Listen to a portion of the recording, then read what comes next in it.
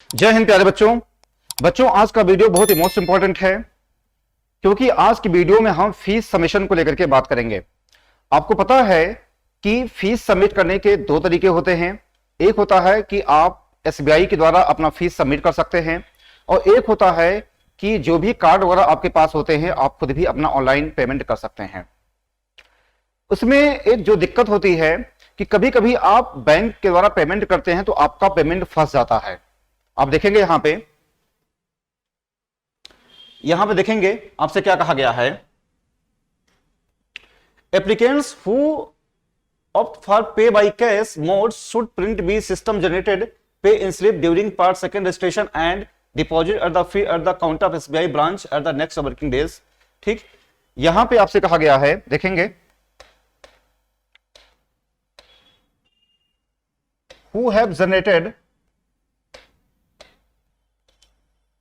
their pay in slip before it is deactivated may be at the counter of SBI branch during banking hours on the closing day.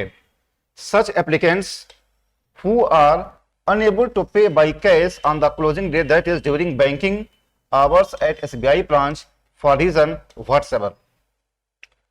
कहने का मतलब यह है कि आपने bank को पेमेंट किया लेकिन किसी तरीके से अगर आपका पेमेंट फंस जाता है तो आप करेंगे क्या। वही कहा गया है कि अगर आपने पेमेंट किया और किसी भी तरीके से अगर आपका पेमेंट फंस जाता है तो आप करेंगे क्या। तो होता क्या है, इसमें बैंक जो होता है, देखिए यहां पे बैंक ऐसे जो मामले होते हैं for the applicants in whose case payments details have not been received from the bank, they will be treated as fictitious payment बोला जाता है इसको। यानी आपने बैंक को पेमेंट किया और आपका पेमेंट अगर नहीं पहुंच पाया किसी भी तरीके से, कुछ रीजन हो जाती है, तो बैंक ऐसे पेमेंट को क्या करता है, उसको फिक्टिशियस पेमेंट मान लेता है। उसके बाद हम इसके लिए हम करेंगे क्या। अब देखिए, अब आपका फर्स्ट स्टेज में तो आपका ही रिजेक्ट हो जाता है। अगर आपका पेमेंट अगर बैंक तक पहुंचा ही नहीं तो वो तो जाहिर सी बात रिजेक्ट हो जाएगा। लेकिन बैंक इसमें एक उपाय भी देता है।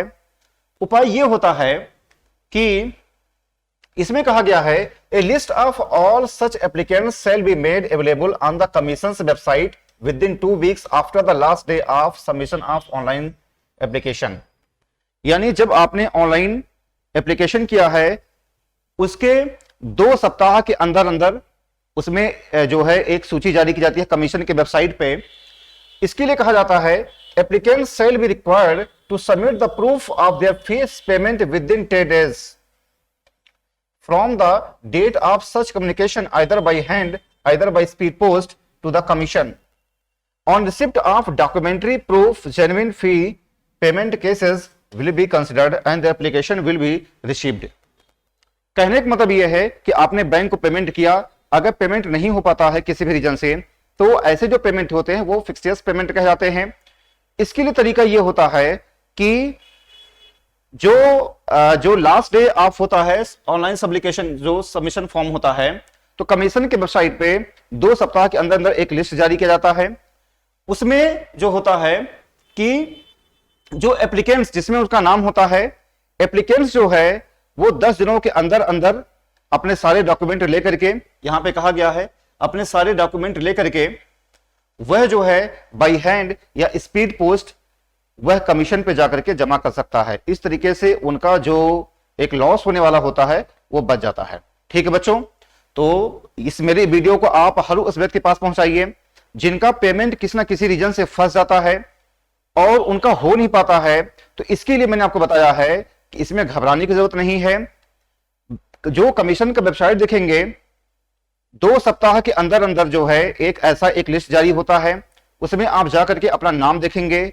उसके बाद उसमें अगर आपका नाम होता है तो फिर आप अपने सारे डॉक्यूमेंट लेकर के आप बाई हैंड आप कमीशन जाकर के या फिर आप बाई पोस्ट आप कमीशन में उसको सबमिट कर सकते हैं। ठीक है बच्चों, तो इस तरीके से जो भी आपका अटेम्प्ट है वह नुकसान होने से बच जाएगा।